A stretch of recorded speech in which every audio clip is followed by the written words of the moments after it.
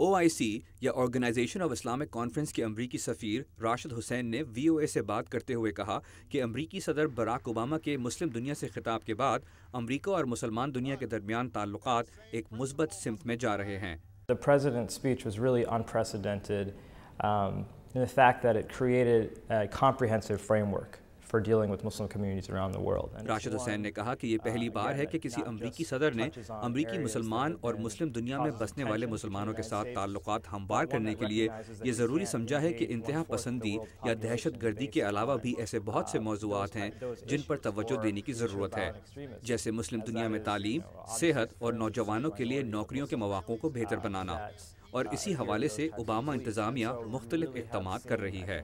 مگر کچھ پاکستانی طالب علم اور صحافیوں کا کہنا ہے کہ امریکہ اور مسلم دنیا کے درمیان تعلقات کے حوالے سے اوباما ایڈمنسٹریشن کو ابھی مزید کام کرنے کی ضرورت ہے۔ یہ اپنی جو پالیسیاں ان کے اوپر بالکل جو نہ کرے، ہمیں تو ایسے لگتا ہے شکلیں چینج ہو جاتی ہیں، پالیسی ان کے ہاتھ میں وہی پکڑا دیتے ہیں۔ ان کا جو چہرہ پینٹ کیا جاتا ہے لوگوں کی آنکھوں میں کہ جی مسلمان پوری جو ہے وہ ٹیررسٹ ہے، تو اس کو ریموو کرنے کے لیے جو ہے اوباما صاحب جو ہیں ان کو مزید اپنا کردار ادا کرنا چاہیے۔ امریکی وزیر خارجہ ہلیری کلنٹن کے حالیہ بیان پر کہ امریکہ میں ہونے والے دہشت گردی کے کسی واقعے کا تعلق پاکستان سے پایا گیا تو سخت رد عمل سامنے آئے گا، اس پر پاک امریکہ تعلقات کے حوالے سے راشد حسین نے اس بات پر زور دیا کہ دہشت گردی اور انتہا پسندی کی وجہ سے سب سے زیادہ مالی اور جانی نقصان مسلمانوں کو پہنچ رہا ہے۔ انہوں نے کہا کہ احمدیوں کے خلاف حالیہ کارروائی اس کی ایک مثال ہے۔ It's important to, of course, understand that the United States and Pakistan have a strong partnership. انہوں نے کہا صدر اوباما کی ایڈمنسٹریشن پاکستان کو ایک پارٹنر سمجھتی ہے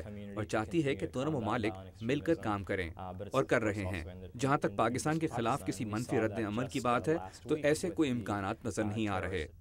OIC اور امریکہ کے درمیان بات چیت کے حوالے سے راشد حسین نے کہا کہ یہ ضروری ہے کہ صحت عامہ کے موضوعات پر بات چیت جاری رہے، جیسا کہ پولیو کا خاتمہ اور نوزائیدہ بچوں کی شرح اموات میں کمی لانا۔ In terms of some of the specific initiatives that we have with the OIC,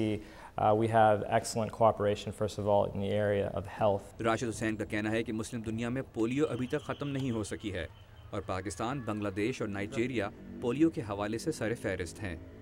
Imran Siddiqui, Urdu VOA، Washington.